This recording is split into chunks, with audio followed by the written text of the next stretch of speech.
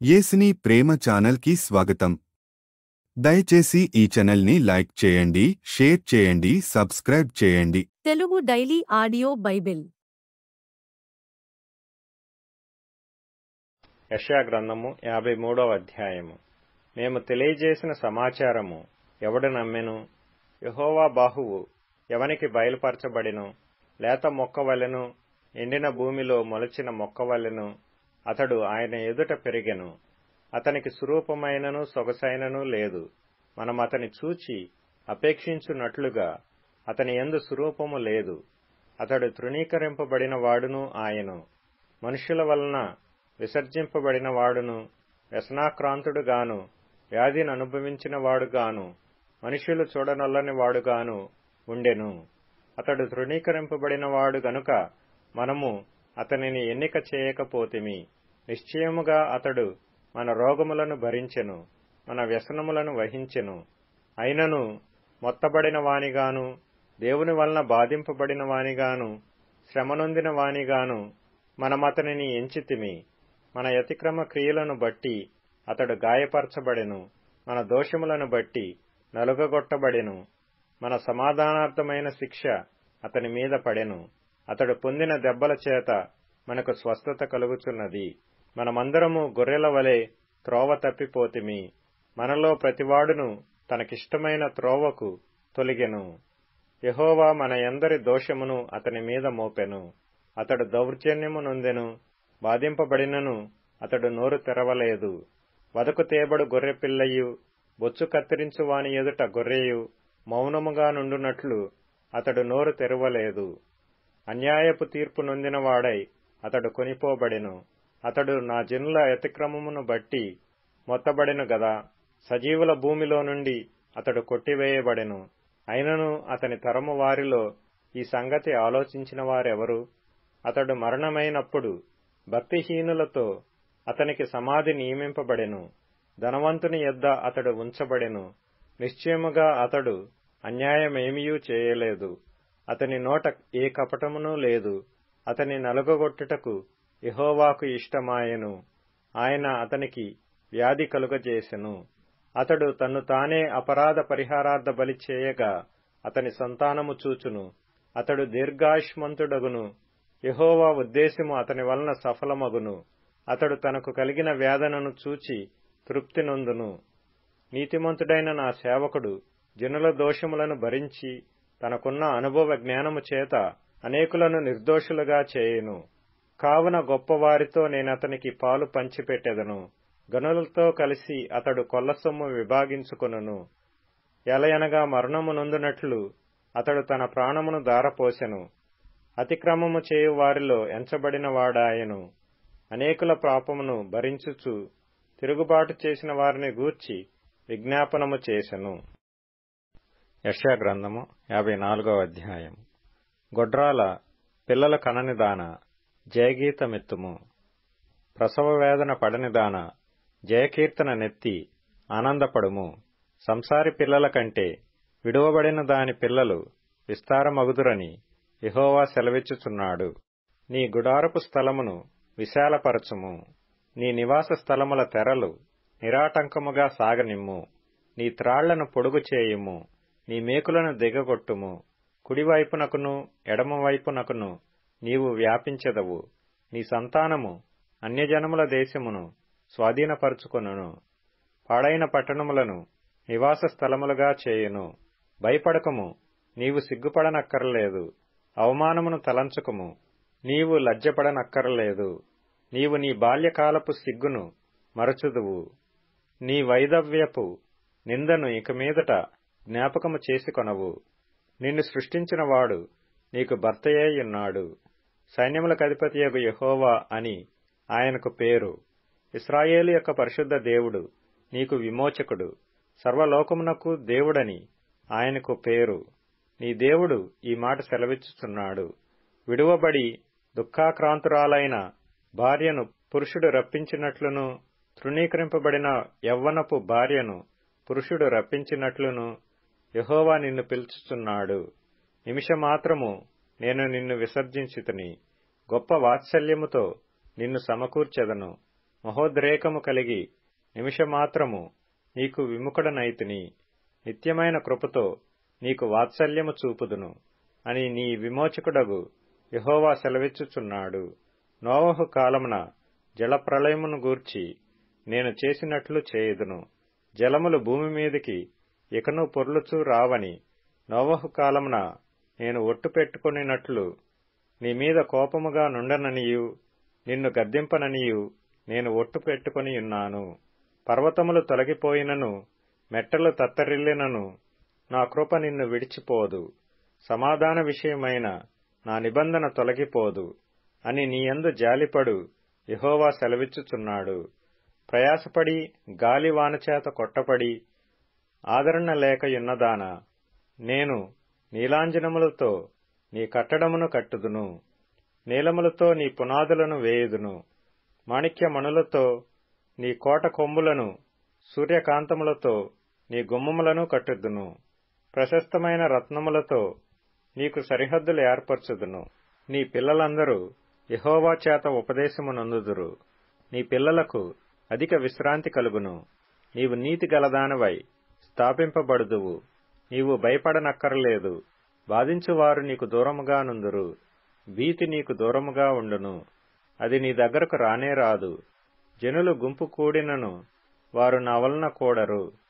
నీకు విరోధముగా గుంపు కూడు వారు నీ పక్షపు వారగుదురు. ఆలకించుము. నిప్పులూది తన వృత్తికి తగినట్టుగా పనిముట్టు చేయు కమ్మరిని సృజించువాడను నేనే.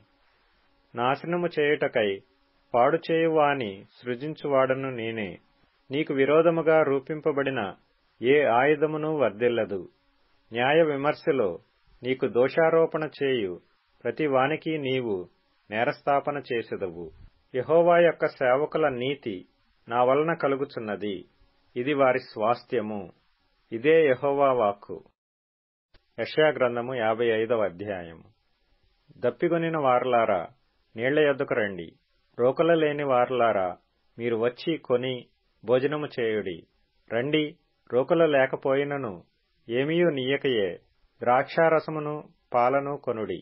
ఆహారము కాని దాని కొరకు మీరేలా రోకలిచ్చెదరు? సంతుష్టి కలుగజేయని దాని కొరకు మీ కష్టార్జితమును ఎందుకు వ్యయపరిచెదరు? నా మాట జాగ్రత్తగా ఆలకించి మంచి పదార్థము భుజించుడి. మీ ప్రాణము సారమైన దానియందు సుఖింపనీయుడి. చెవియొగ్గి నా యొద్దకు రండి. మీరు వినిన ఎడల మీరు బ్రతుకుదురు. నేను మీతో నిత్య నిబంధన చేసెదను. దావీదునకు చూపిన శాశ్వత కృపను మీకు చూపుదును. ఇదిగో, జనములకు సాక్షిగా అతని నియమించితిని. జనములకు రాజుగాను అధిపతిగాను అతని నియమించితిని. నీవెరుగని జనులను నీవు పిలిచెదవు. నిన్నెరుగని జనులు యెహోవా నిన్ను మహిమపరచగా చూచి, నీ దేవుడైన యెహోవాను బట్టి, ఇశ్రాయేలు పరిశుద్ధ దేవుని బట్టి నీ యొద్దకు పరిగెత్తి వచ్చెదరు. యెహోవా మీకు దొరకు కాలమునందు ఆయనను వెదుకుడి. ఆయన సమీపములో ఉండగా ఆయనను వేడుకొనుడి.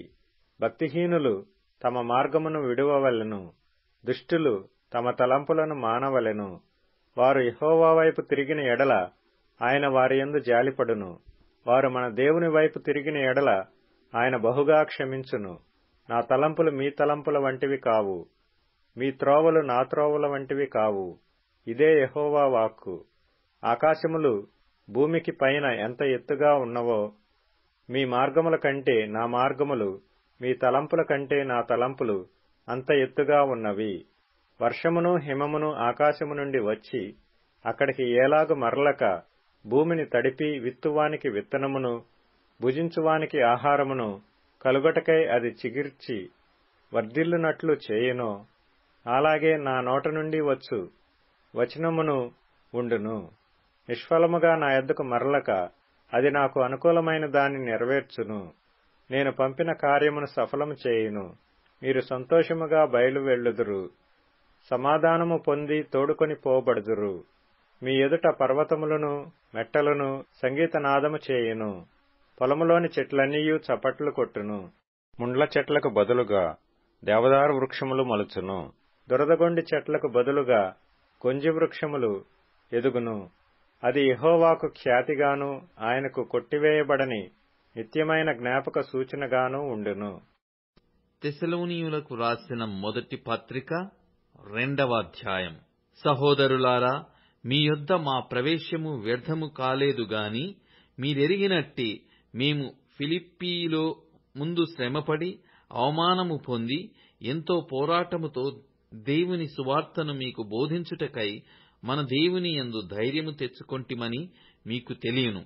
ఏలయనగా మా బోధ కపటమైనది కాదు, అపవిత్రమైనది కాదు, మోసకరమైనది కాదు గాని సువార్తను మాకు అప్పగించుటకు యోగ్యులమని దేవుని వలన ఎంచబడిన వారమై మనుష్యులను సంతోషపెట్టువారము కాక మన హృదయములను పరీక్షించు దేవునినే సంతోషపెట్టువారమై బోధించుచున్నాము.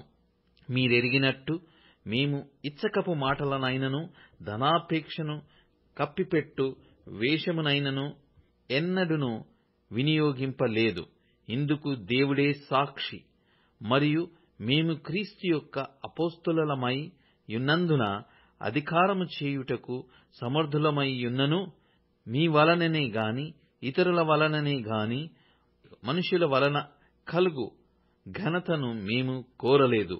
అయితే స్తన్యమిచ్చు తల్లి తన సొంత బిడ్డలను గారావించినట్లుగా మేము మీ మధ్యను సాధువులమై యుంటిమి.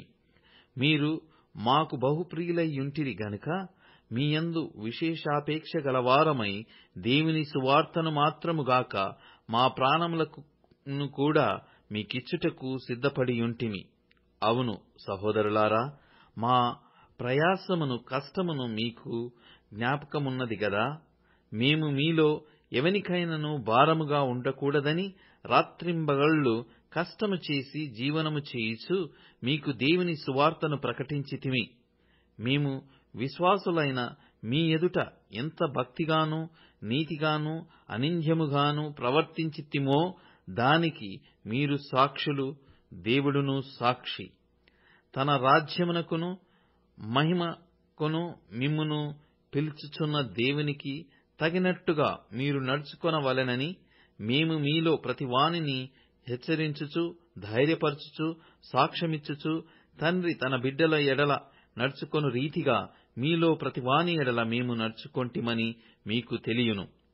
ఆ హేతువు చేతను మీరు దేవుని గూర్చిన వర్తమాన వాక్యము మా వలన అంగీకరించినప్పుడు మనుష్యుల వాక్యమని ఎంచక అది నిజముగా ఉన్నట్టు దేవుని వాక్యమని దానిని అంగీకరించితిరి గనుక మేమును మానక దేవునికి కృతజ్ఞతాస్తుతులు చెల్లించుచున్నాము.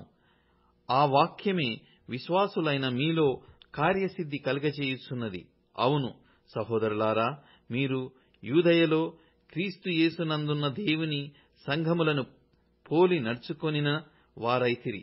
వారు యూదుల వలన అనుభవించినట్టి శ్రమలే మీరును మీ సొంత దేశస్థుల వలన అనుభవించితిరి.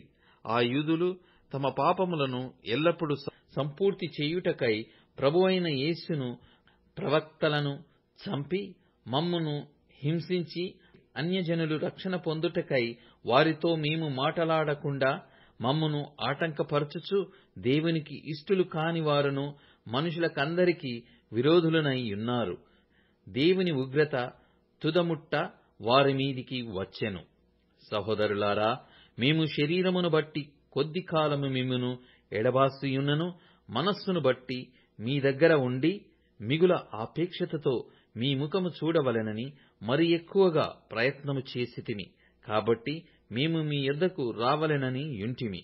పౌలను నేను పలుమారు రావలెనని యుంటిని గాని సాతాను మమ్మును అభ్యంతరపరచెను. ఎలయనగా మా నిరీక్షణయైనను ఆనందమైనను అతిశయ కిరీటమైనను ఏది? మన ప్రభువైన యేసు యొక్క రాకడ సమయమున ఆయన ఎదుట మీరే గదా. నిశ్చయముగా మీరే మా మహిమయు ఆనందమునై యున్నారు. దయచేసి ఈ ఛానల్ని లైక్ చేయండి, షేర్ చేయండి, సబ్స్క్రైబ్ చేయండి.